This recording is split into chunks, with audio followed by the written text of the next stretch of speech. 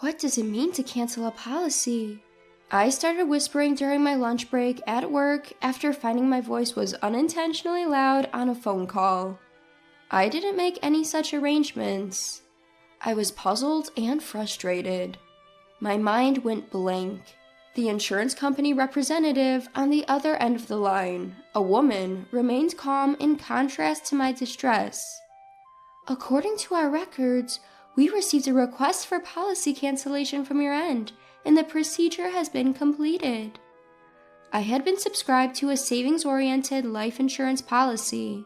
My sister-in-law Rachel was an insurance agent, and with her job's demanding quotas, she had persuaded me to get an insurance policy that was more expensive than the market rate.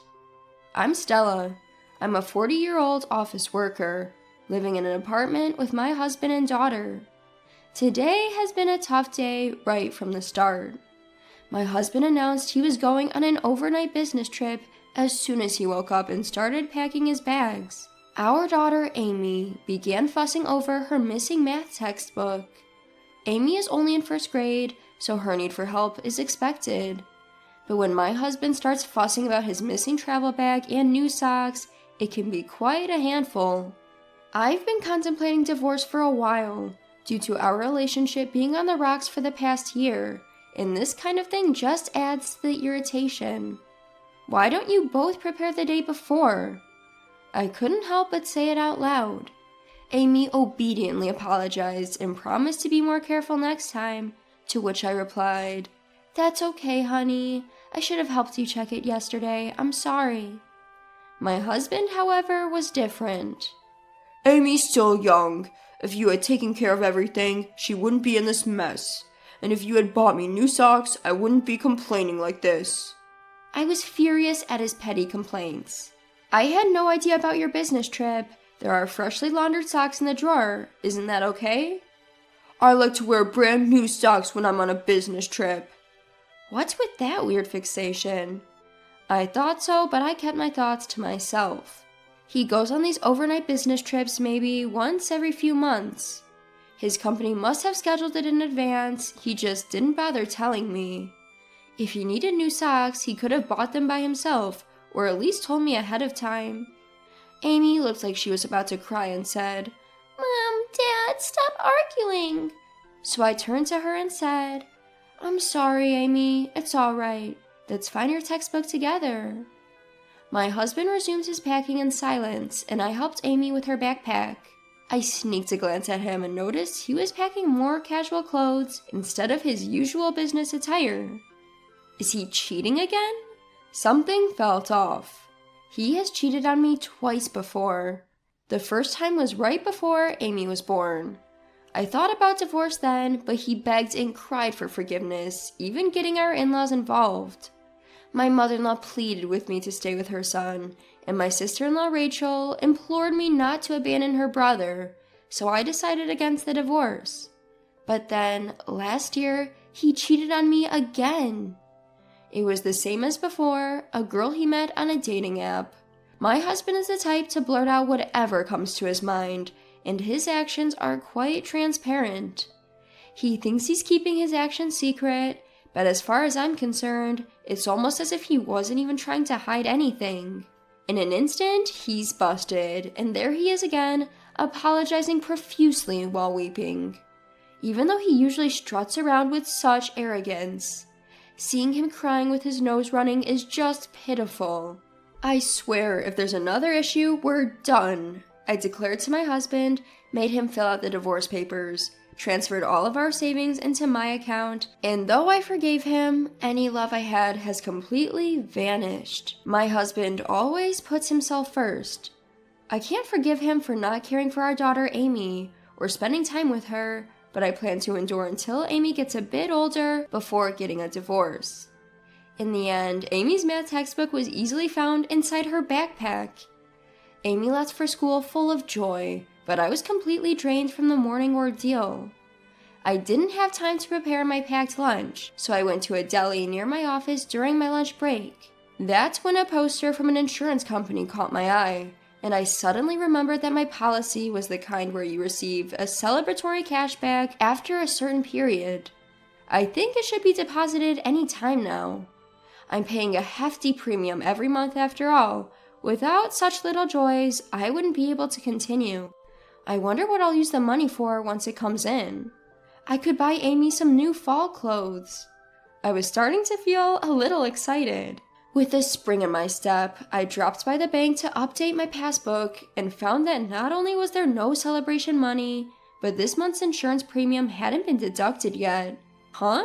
That's strange. Isn't the premium supposed to be deducted the same month I received the bonus? Initially, I was simply baffled, but recalling my husband's shady actions this morning, I had a bad feeling and decided to call the insurance company. Turns out Rachel, my sister-in-law, was off for the day. Another woman picked up and filled me in, revealing the cancellation of my policy. She said the cancellation fee had already been paid, but I didn't see any such deposit in my account. The lady on the phone kept insisting that all paperwork was in order and that the insurance company had done everything by the book. It would be a huge issue if the policy was canceled without my consent. It felt like she was indirectly implying that the insurance company wasn't at fault. Let me make this very clear. I had absolutely no intention of canceling my policy. I'll check with Rachel and my husband, but you at the insurance company better confirm with Rachel too. I stuck it to them, then hung up. Before I knew it, lunch break was almost over. I didn't even have time to eat the lunch I'd brought from the deli, but my appetite was gone anyway, and I had other matters to attend to. I asked my boss if I could leave early, then I got down to completing the remainder of my work. I left the office a bit earlier than usual and immediately called my husband's cell phone. If he really was busy working and couldn't answer the call, that's just how it would have to be. Stella, why are you calling me? I'm at work. After a few rings, my husband picked up the phone. Despite grumbling that he was at work, there was upbeat, merry music playing in the background. I wondered why my husband thought he wouldn't get caught. This is absurd. I'm sorry about that. Hey, my life insurance was canceled without my consent, and there's no cash value. Do you know anything about this? I'm thinking I might have been scammed, and I'm considering going to the police. What? The police? What the hell are you thinking? It was me, okay? I had suspected it was the work of my husband and Rachel, so I exaggerated my claims. My husband was startled and immediately confessed. I was somewhat relieved, but my anger began to rise. Oh, really? It was you. Where's the cash value then? I used it to support my mom. Support? Did something happen to my mother-in-law? Did she suddenly need money? No, she just said she wanted to take a family trip to the holiday resorts every now and then. A trip? I was surprised at the unexpected words. You canceled my life insurance without my consent for something like that? You used it for travel expenses? The business trip was a lie? Yeah, I'm the beneficiary, so I don't see a problem. We're all going to stay in a luxury hotel. I'm in the lobby right now, and there's an amazing chandelier. Maybe he thought it was okay to open up because he got caught already. My husband bragged in an excited tone. What the heck? I have a complaint. I have a lot of complaints. Why did you cancel without my consent? I'm the one paying the premium for my own salary, right? You guys should be able to afford your own travel expenses. Aw, shut up. After all, if something happens to you, I'm the one who gets the money. So it's my money. You're healthy and you're not going to die anytime soon. You can just take out another policy. I can't understand my husband's arguments at all. But the conditions change as you get older and the insurance premiums get higher. Do you really not understand that? Well, I'm not the one who's paying. I had a headache at my husband's irresponsible words. Do your parents and Rachel know that you canceled my life insurance without my consent? Didn't my father-in-law say anything? Rachel is obviously an accomplice. You and Rachel forged my handwriting and stamped it, right? Well, yeah. My mom and dad were happy and said it was a good idea. After all, you're the one holding all our money, so it's all your fault. I want to take a break and have some fun once in a while. It's okay, right? We came on a family trip and everyone's happy. The family you're talking about includes your father and mother and Rachel, right? Why aren't Amy and I included? Isn't your family Amy and me? Insurance is for emergencies, and I'd be happier if I didn't have to use it. Shouldn't you consult me first if you want to support travel expenses? Because you would definitely say no. You and Amy are always together, so it's okay to be with the family for a change. And besides, Rachel said she wanted to take out a new life insurance policy for you, so I thought it was like killing two birds with one stone. That's just for you guys, huh? Unbelievable. You don't want to admit something because it's considered bad? What an excuse. Aren't you embarrassed behaving like grade schoolers? You're making me not want to talk by getting angry like this. What a pain in the ass. If you keep up this bickering, I wouldn't mind getting a divorce. I bet you couldn't pull it off. Perhaps he's become too emboldened being in a tourist spot. My husband sounds more assertive than usual. Understood. I hung up the phone. Brace yourself. I'll get back at my in-laws and my husband for all of this. I murmured to myself. My patience is at its end. My husband has been underestimating me because I've always forgiven him, even though he kept threatening to divorce. I had thought that my in-laws were normal people, and Rachel wasn't a bad person, despite her insistence on pushing for a high life insurance policy. But normal, sensible people wouldn't unilaterally cancel their daughter-in-law's life insurance and misuse the money. This is what I get for marrying into this family. I'll cut them all off. I immediately headed to the court. I always kept the divorce papers my husband had filled out in my bag like a talisman. I submitted the divorce papers right away, then picked up my daughter Amy from the after-school program. On our way home, I told Amy about the divorce. Amy was surprised, but after explaining carefully, she accepted it. When we got home, Amy asked, "So, Dad isn't coming back home anymore?" "Your dad won't be back tonight because he's on a business trip. We're getting divorced, so we're going to live separately, but we still need to prepare for that." I answered carefully, not understanding Amy's question. "Then let's start packing right away. Hurry." "Huh? What's going on?" "Well, you're breaking up with Dad, right? You don't have to cry anymore. I don't like him because he's always mad." "Wait, Amy, did you always try to stop us from fighting because you didn't want me to be sad?" "Of course." I had intended not to divorce for Amy's sake, but it seems she had been putting up with this situation all this time. The reason why Amy was always trying to intervene in our fights was simply because she was worried about me. "Dad never plays with me, even on his days off, and he tells me to go away whenever I talk to him. He only uses me when he wants to say something mean to you like this morning. I've always been sad because I love you, Mom." Amy smiled slightly. Her smile pierced my heart. My husband, who is selfish and always prioritizes himself, has been seen through not only by me, but also by Amy, and it seems Amy has had enough of my husband. It was heartbreaking to learn of Amy's true feelings in this way, and I felt like crying. "I see. I'm sorry, Amy. I've made you go through a lot. From now on, it's going to be just the two of us. But I'll take good care of you. I really love you." Yay! I vowed never to let Amy be sad again. While Amy was doing her homework, I kept myself busy by reaching out to a lawyer, searching for realtors and movers online. Then I contacted my parents. When I explained the situation, they told me, "Come back home right away." Amy doesn't have to transfer schools. Moreover, if it's tomorrow morning, my father said he could borrow a truck from an acquaintance and help us move our things. I contacted the landlord and the elementary school, briefly explaining that we'd be commuting from my parents' home from now on. I decided to deal with the paperwork from the school gradually, and I called work to take a vacation day tomorrow. I want to get most things done before my husband gets home. The next day, my parents came over, and we quickly moved our stuff to my parents' home.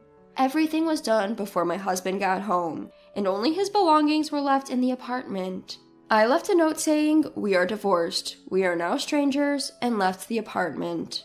When my husband came home and realized we were gone, he would undoubtedly be stunned. Serves him right. The thought of it made me feel triumphant. The reason I was able to prepare for the divorce so smoothly this time is that I had researched the necessary procedures and preparations when he cheated on me before. I had warned him then. Next time there will be no discussion, we will divorce. And we had agreed that I would keep custody and all of our shared assets.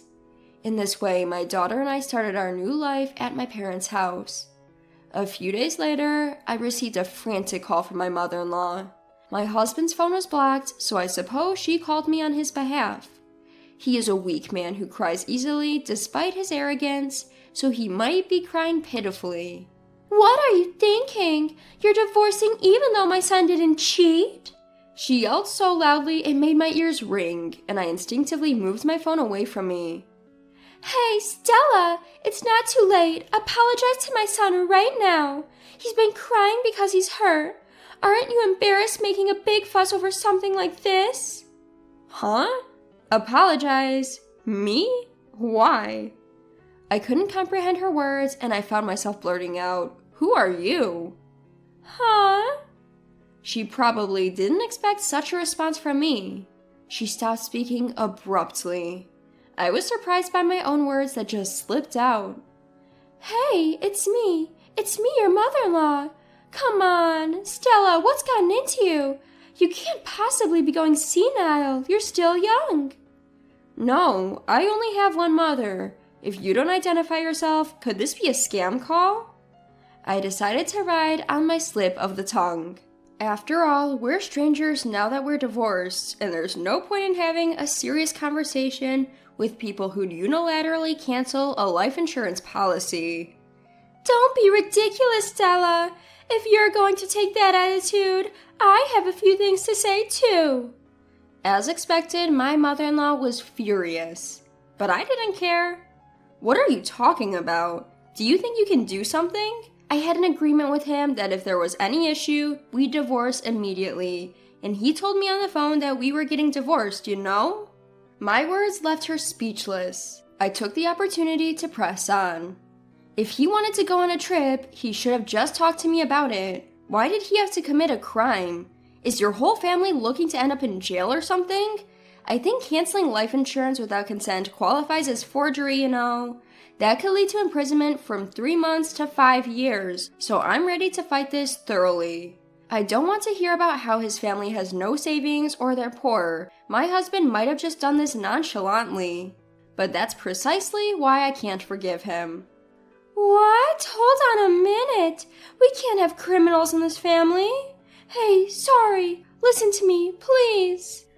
Perhaps surprised by the mention of imprisonment, my mother-in-law, who had been on a roll just a moment ago, suddenly became submissive, but it was too late.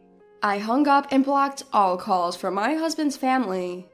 After that, my husband was so shocked by the divorce that he voluntarily left his job and became a shut-in. As for life insurance, we used a system known as the financial ADR, which resolves insurance-related disputes outside of court, and successfully settled. Rachel, my sister-in-law, was disciplined and fired from her insurance company, and it even made minor headlines.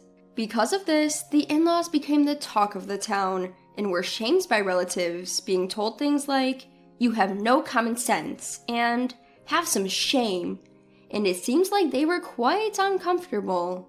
Both my husband and Rachel have become unable to work, and it seems they're in quite a financial crunch. I'm living freely with my daughter Amy, back at my parents' house. I want to make up for the hardship I've put Amy through by showering her with plenty of love. I'm pregnant with John's child, so you, Karen, should divorce John, because it's just too pitiful for a child to grow up without a father, don't you think? With tear-filled eyes, Lisa gently stroked her still flat stomach. Behind her, Lisa's parents were glaring at me.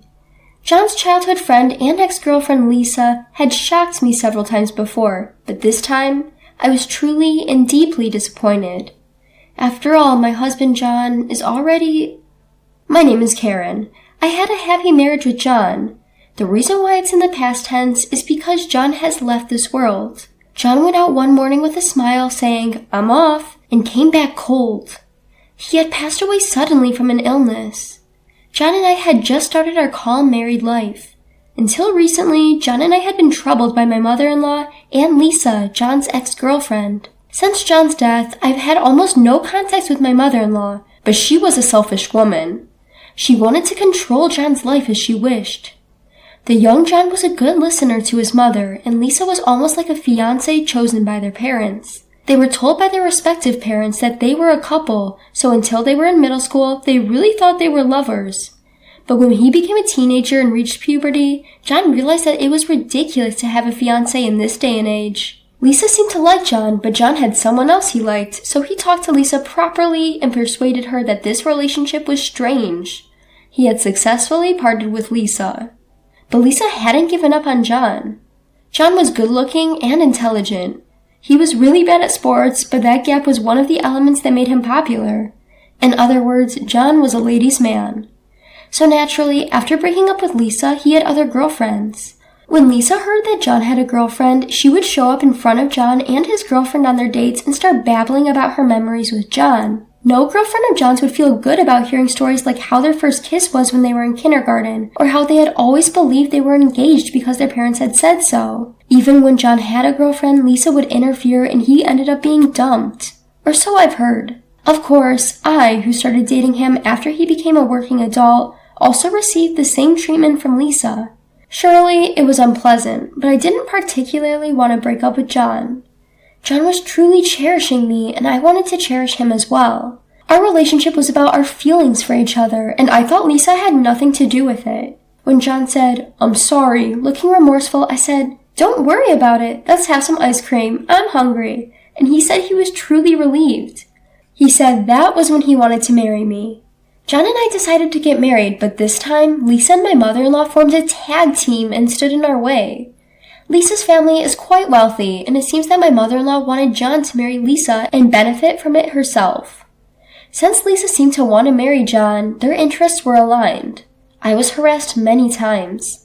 When I went to my in-laws' house to greet them, I was surprised when my mother-in-law invited Lisa to the house for a tea party, even though it was a day we had told them about in advance. My father-in-law was trying to calm my mother-in-law down, saying, "That's enough," but in front of my strong-willed mother-in-law, he barely had a say. Whenever she retorted, "You're so annoying. Lisa is just like a daughter to us. It's fine," my father-in-law would just shrink back and fall silent. Lisa knew all of John's past girlfriends, so I was the one she enjoyed laughing at the most, positioned as the worst-looking one. John didn't choose his wife for her looks but for her personality, but I can't believe Karen is such a wonderful person, Lisa said snidely, causing an uproar with my mother-in-law. John was furious with my mother-in-law and Lisa. "Don't ever get involved with Karen again," he yelled, taking me away from his family's house. He apologized to me repeatedly and truly did not invite his mother-in-law to our wedding. Of course, John didn't invite Lisa to the wedding either, which obviously didn't sit well with my mother-in-law and Lisa. In revenge, my mother-in-law and Lisa waited for a moment when John wasn't home and visited our new home. I was told by John that I didn't need to interact with them, so the moment I saw them on the security camera, I asked them to leave, but they didn't give up. Since they kept repeatedly ringing the doorbell and causing a commotion outside, I reluctantly opened the door because I didn't want strange rumors to spread around the neighborhood. My mother-in-law and Lisa, who barged into the house, looked around and started complaining about the interior. The indirect lighting that John had chosen with care was just tacky to Lisa. When I said John chose that, Lisa instantly flipped her stance and said, "That's so John, I thought it was a nice design," making me feel her bitchiness. I served them snacks and tea because they arrived uninvited and started saying they were hungry, but I was incessantly nagged by my mother-in-law for not serving homemade stuff, and Lisa complained the tea was bitter. After they had their fill of complaining, my mother-in-law and Lisa left before John came home. Exhausted, I fell asleep on the sofa, and when I woke up, John had gently covered me with a blanket. I reported everything that had happened that day to John. John, furious, called his family's house and Lisa to complain, but his family showed no remorse, and Lisa was thrilled to get a call from John after so long. I realized that whatever we said to these people were meaningless. After discussing it with John, we decided not to open the door if my mother-in-law and Lisa came again, and to call the police if they caused a commotion outside. If they still didn't leave, we decided to consult the police. After that, it was really tough when my mother-in-law and Lisa actually came and we had to call the police. But perhaps because they were scolded by the police, my mother-in-law and Lisa finally calmed down and never came to our house again. It was tough, but we should be able to lead a peaceful life from now on. Believing so, John suddenly passed away. At the funeral, I was in a daze all the time, clinging to the coffin and crying. My mother-in-law told me it was because I had stressed John out that he had passed away so early. If my parents hadn't defended me, I might have followed John. I thought Lisa would come to the funeral, but she didn't. Even now, I shudder to think what would have happened if they had accused me together. 3 years had passed since John's death, and I was still living in the house we had shared. It was brief, but I simply couldn't bring myself to leave the house filled with memories of my time with John. One day, as I was enjoying the peace and quiet time, the doorbell rang.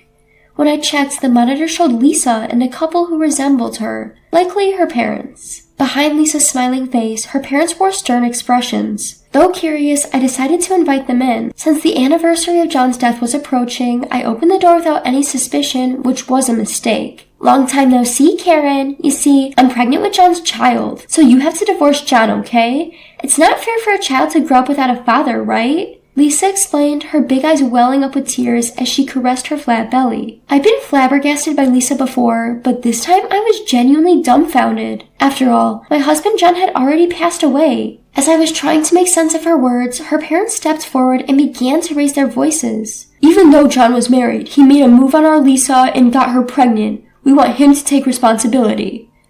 You aren't going to say that Lisa should raise the child alone, are you? That's completely absurd.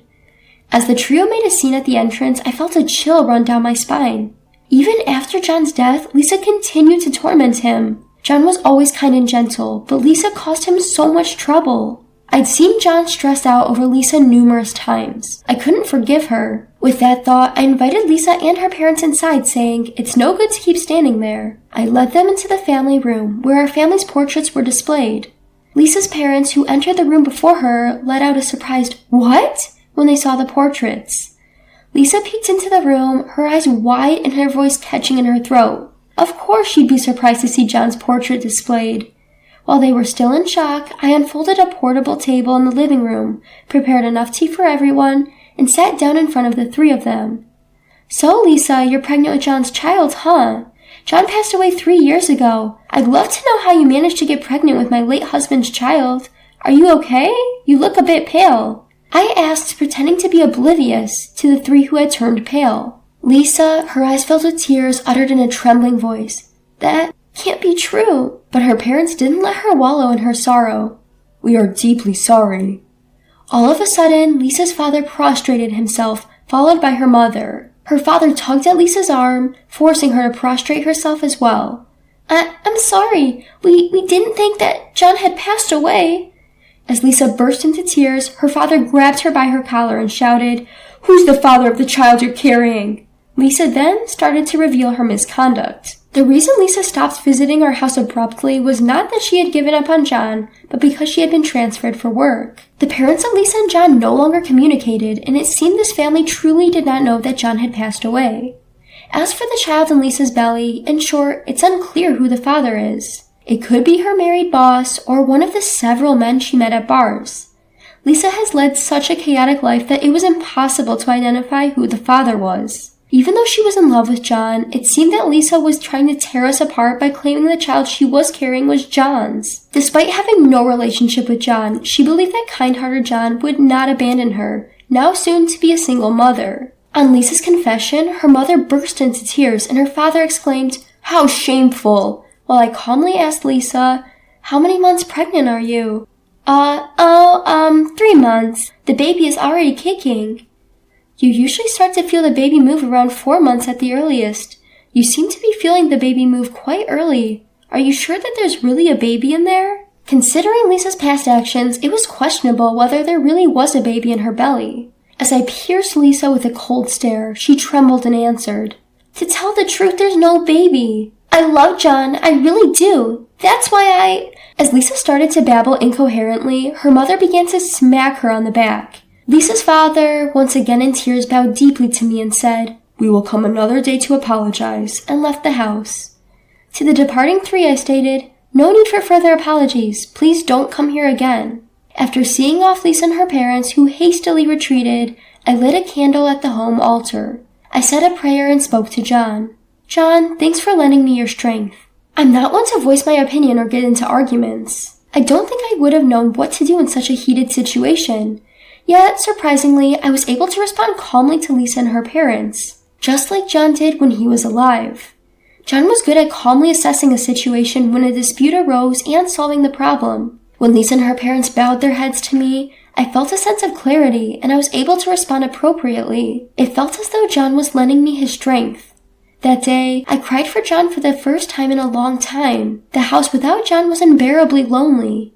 A few days later, despite my telling them not to come again, Lisa's parents came to visit.